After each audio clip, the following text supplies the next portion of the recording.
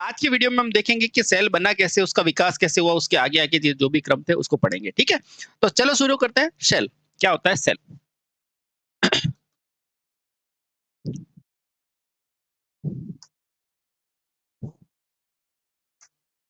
चलिए, सेल ये सेल क्या होती है इसके बारे में कि सबसे पहले सेल का विचार कैसा आया। तो आपको पता है बेटा, धारा के अलग अलग प्रभाव होते हैं। धारा के प्रकाशीय प्रभाव होते हैं, धारा के विद्युत के प्रभाव होते हैं, और बेटा उसी तरह धारा का रासायनिक प्रभाव होता है ना। तो लिखो बेटा, जैसे ही वैज्ञानिकों ने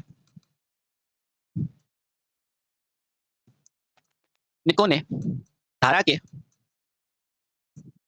रासायनिक प्रभाव को जांचा, रासायनिक प्रभाव को को ज्ञात किया, उन्हें उन्हें उन्हें क्या हुआ? उन्हें एहसास हुआ कि भाई ऊर्जा ना तो उत्पन्न होती है ना नष्ट होती है। इसका मतलब जैसे बेटा विद्युत ऊर्जा से रासायनिक ऊर्जा बन सकती है, उसी तरह बेटा रासायनिक से क्या बन सकती है? फिर से विद्युत ऊर्जा। तो लिखो बेटा, उन्हें यह समझ आया कि ऊर्जा ना तो उत्पन्न होती है,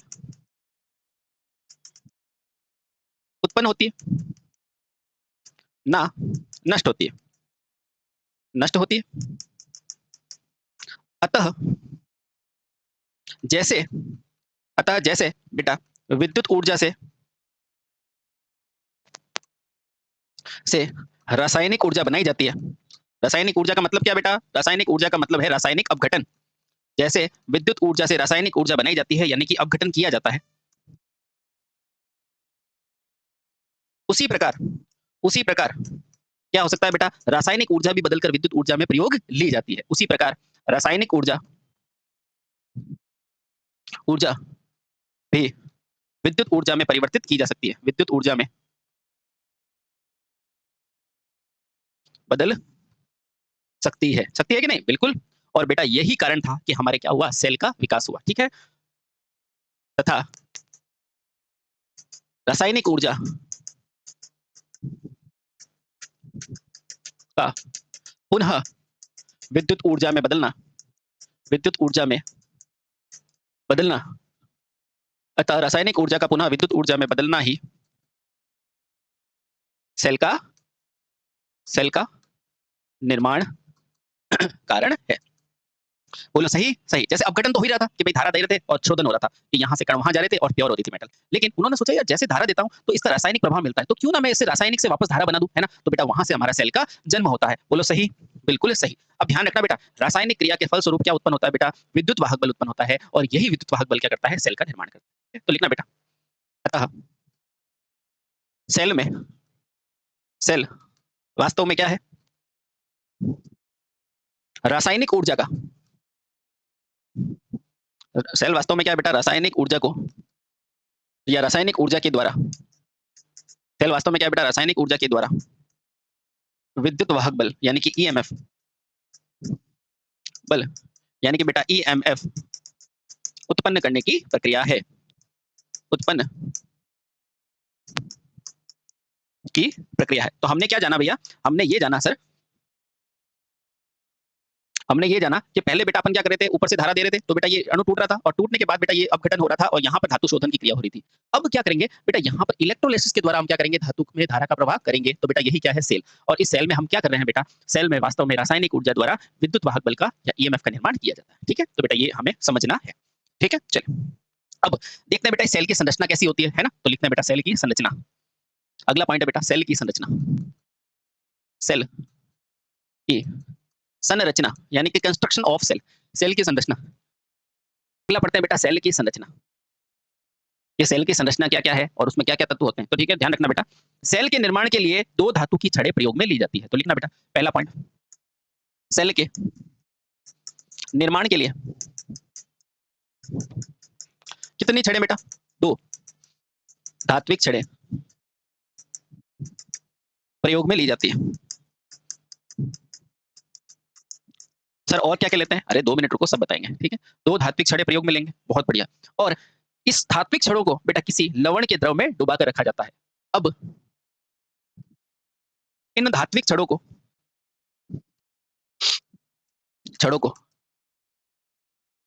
लवणीय द्रव, लवणीय जैसे कि NaCl बेटा क्या है? लवण है ना, लवण यानी नमक है ना, लवणीय जल में डुबाकर रखा जाता है। बोलो क्लियर? हाँ सर।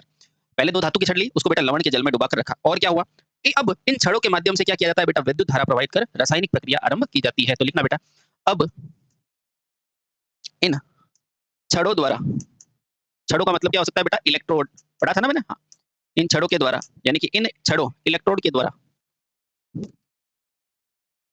बाहर से विद्युत धारा प्रवाहित कर, किसमें बेटा, किसमें, जो आपका जो द्रव है ना उसमें क्या होती है बेटा, रासायनिक प्रक्रिया प्रारंभ की जाती है, प्रवाहित कर रासायनिक प्रक्रिया प्रारंभ की जाती है। प्रक्रिया प्रारंभ करते हैं, ठीक है। अब देखेंगे बेटा क्या होगा, आराम से देखो बेटा, 2 छड़े लो, उसको लवणीय जल में डाला, बाहर से धारा दी और धारा प्रवाह की और अंदर रासायनिक प्रभाव किया। कैसे किया देखते हैं, आओ। तो सबसे पहले वही बेटा बाहर की तरफ आप क्या लोगे, सबसे पहले एक पात्र लोगे, है ना। अब जल्दी से मुझे रिवाइज करके बताओ, इस पात्र को क्या कहते हैं? सर आपने बताया इस पात्र को कहते हैं वोल्टामीटर। अरे वेरी गुड, आपको सब याद है, बहुत बढ़िया। क्यों कहते हैं? क्योंकि सर पहला जो सेल है वो वोल्टा ने बनाया था, उसको सम्मान देने के लिए। बहुत बढ़िया। बनाओगे किससे? तो सर आपने बताया था इसे कांच या पोर्सिलेन या कांच के पदार्थ से बनाएंगे। तो मान लो बेटा ये किसका बना हुआ है, कांच का, ठीक है, बहुत बढ़िया। चीजें क्लियर हुई यहाँ तक? हाँ, तो ये क्या है बेटा, कांच का बर्तन है। कांच का क्या है बेटा, बर्तन है, जिसके अंदर रखोगे, ठीक है। अब इसमें क्या लिखा है आपने, देखो इसमें आपने लिखा है बेटा, इसके निर्माण के लिए 2 धात्विक छड़ें। बेटा ये बना दी मैंने धातु की छड़ें। बोलो कोई दिक्कत है? हाँ, कोई दिक्कत नहीं है, ठीक है बेटा। चलिए बहुत सही। मैं मान लेता हूँ इस तरफ, इस बार धनावेश मान लो, कोई दिक्कत है क्या? नहीं सर कोई दिक्कत नहीं है। तो जहां पे भी बेटा धन टर्मिनल होता है उसे क्या बोला जाता है, धन छोर को क्या बोला जाता है, एनोड बोला जाता है ना। और अगर मैं यहाँ पे नेगेटिव टर्मिनल मानता हूँ तो बेटा ये क्या हो जाएगा, ऋण छोर, जिसे कहाँ कहा जाएगा, कैथोड कहा जाएगा, है ना। प्रकृति नहीं है बेटा, ये सिर्फ इस छोर को कहा जाता है। बोलो कोई दिक्कत है? नहीं सर कोई दिक्कत नहीं है। इसको कौन से बर्तन में रखूंगा बेटा, इसके अंदर क्या रखूंगा? सर इसके अंदर आपने बोला था लवणीय जल रखना है, रख दो। थोड़ा छोटा बर्तन बना दूं क्या, ये लो बेटा। इसके अंदर क्या पड़ा है, लवणीय जल पड़ा है, ठीक है। कौन सा जल है? लवणीय जल, बहुत बढ़िया, जिसमें लवण की मात्रा ज्यादा होती है। चलो, अब सर इसमें आपने क्या लिखाया है, ये देखो, इन छड़ों से बाहर से विद्युत धारा प्रवाहित कर रासायनिक प्रक्रिया प्रारंभ की जाती है ना। तो बाहर से प्रक्रिया करने के लिए बेटा यहाँ का एक टर्मिनल है, उसको मैंने ये बना दिया, और यहाँ का टर्मिनल है उसको यहाँ दे दिया, और बेटा यहाँ से क्या किया, बैटरी से इसको जोड़ के इसमें विद्युत धारा प्रवाहित की जा रही है। बोलो समझ में आया? बिल्कुल आया। देखो इतनी चीज समझ में आई। और बेटा यहाँ से जब इसको सप्लाई देंगे ना, यहाँ से जब इनको सप्लाई दिया जाता है ना, ये तार है बेटा और कुछ नहीं। यहाँ से जब बेटा इसको सप्लाई दोगे ना, तो इसके अंदर क्या होगा बेटा, विद्युत रासायनिक बल जो होगा ना वो बेटा यहाँ उत्पन्न होगा, ठीक है। और ये जो है ना पूरा, ये क्या कहलाता है बेटा, इलेक्ट्रोलाइट। इलेक्ट्रोलाइट, अच्छा, इस इलेक्ट्रोलाइट का क्या होता है बेटा, टूटना होता है, और ये क्या करते हैं बेटा, ये इलेक्ट्रोलाइट टूट के क्या बन जाते हैं, आयन बन जाते हैं, धन आयन और ऋण आयन। बोलो हाँ, हाँ, ठीक है। अब देखो यही आयन जो होते हैं बेटा, वो क्या करते हैं, इन दोनों छड़ों के मध्य क्या बनाते हैं, विद्युत वाहक बल बनाते हैं। ये देखो बेटा, गौर से देखो, इन दोनों को गौर से देखोगे तो आपको यही पता चलेगा कि ये मेरा क्या है बेटा, छोटा टर्मिनल है नेगेटिव, और ये क्या है पॉजिटिव, यानी कि बड़ा टर्मिनल है। बोलो हाँ। तो दरअसल ये क्या बन गया, गौर से देखो बेटा, आपको फर्स्ट चैप्टर पढ़ा हुआ है। ये क्या है बेटा, नेगेटिव, ये क्या है पॉजिटिव, ये टर्मिनल कौन सा है, पॉजिटिव, ये क्या है नेगेटिव। बेटा ये बैटरी नहीं बन गई आपकी। इसे ही क्या बोला जाता है बेटा, इसे ही आपका बोला जाता है ईएमएफ, यानी कि विद्युत वाहक बल। विद्युत वाहक बल। बेटा आराम से देखो, ये कहाँ उत्पन्न हो रहा है बेटा, ये इस सेल के भीतर इकट्ठा हो रहा है, ठीक है। अब देखो इसको गौर से देखो बेटा, ऊपर की तरफ तो बैटरी लगी हुई है, ये नेगेटिव और ये पॉजिटिव। ये क्या है बेटा, स्रोत की, ये क्या है, स्रोत की, बहुत बढ़िया। और ये वाली बैटरी कौन सी बेटा, जो लोड के अंदर बन रही है, वो क्या है, देखो आराम से, ये क्या है बेटा, नेगेटिव, ये पॉजिटिव, और यहाँ क्या है बेटा, ये है आपका सेल, और ये है बेटा सेल का ईएमएफ, जो बैटरी के कहाँ बन रहा है, अंदर की तरफ बन रहा है कि नहीं, देखो आराम से। थोड़ा और अगर गौर से देखोगे, थोड़ा और अगर गौर से देखोगे, अगर मैं यहाँ पे मान लेता हूँ बेटा ये E1 है, यहाँ ये E2 है, तो बेटा अगर मैं यहाँ पर केवीएल लगाऊंगा तो मुझे देखो बेटा, ये ऊपर क्या दिखा हुआ है, E1, ये नेगेटिव से घुसा है तो माइनस E1, ये पॉजिटिव के अंदर से अंदर गया, देखो ये पॉजिटिव, ये नेगेटिव से गया इसलिए माइनस E1, इधर से घूम के बेटा ये पॉजिटिव से है तो प्लस E2 बराबर 0। और यहाँ से मैं कह सकता हूँ बेटा केवीएल मेरा संतुष्ट हो रहा है। और ध्यान रखना बेटा, ये सेल हमेशा क्या होगा, खपत की प्रकृति रखेगा, खाने की प्रकृति रखेगा, और E2 का मान बेटा क्या हो जाएगा, E1 के बराबर हो जाएगा। कब? जब बेटा इसके अंदर कोई भी बाधा नहीं हो। लेकिन अगर बाधा है तो भी बेटा ईएमएफ क्या होगा बैटरी का। कहने का मतलब ये है कि बेटा E2 का जन्म किससे हुआ है, E1 से ही हुआ है। इसका मतलब बेटा ये सेल कौन सा सेल कहलाता है, डिस्चार्ज सेल कहलाता है। सर इसमें कोई चार्जिंग सेल भी होता है क्या? बिल्कुल बेटा चार्जिंग सेल होता है, लेकिन उसको कहते हैं द्वितीयक सेल, है ना। तो इधर आओ, अगर ये सेल बेटा केवल एक ही दिशा में कार्य कर रहा है तो बेटा इसे क्या कहेंगे, डिस्चार्ज सेलों को क्या बोला जाता है, प्राथमिक सेल। प्राथमिक सेल। लेकिन वैज्ञानिकों ने जब देखा कि बेटा जिस तरह मैं इसको चार्ज कर रहा हूं, मैं उल्टी तरफ डिस्चार्ज भी तो कर सकता हूं, देखो आराम से। तो प्राथमिक सेल समझ में आ गया बेटा। प्राथमिक सेल क्या समझ में आया सर, यहां से मुझे ये समझ में आया कि जो प्राथमिक सेल होते हैं उनमें कौन सी अभिक्रिया होती है सर, उनमें पहले यहाँ पे मैं कोई ईएमएफ लगा के, यहाँ पर मैं कोई भी एक ईएमएफ लगाकर बाहर से E1, और बेटा यहाँ पर एक सेल बनाता हूँ, यहाँ पर क्या बनाता हूँ मैं, एक सेल बनाता हूँ P2, और बेटा यहाँ पर एक ही अभिक्रिया होती है, ये वाली, ठीक है। हाँ, लेकिन इस प्राथमिक सेल में बेटा क्या होती है, एक दिशा में अभिक्रिया होती है, एक दिशा में अभिक्रिया, दिशा में।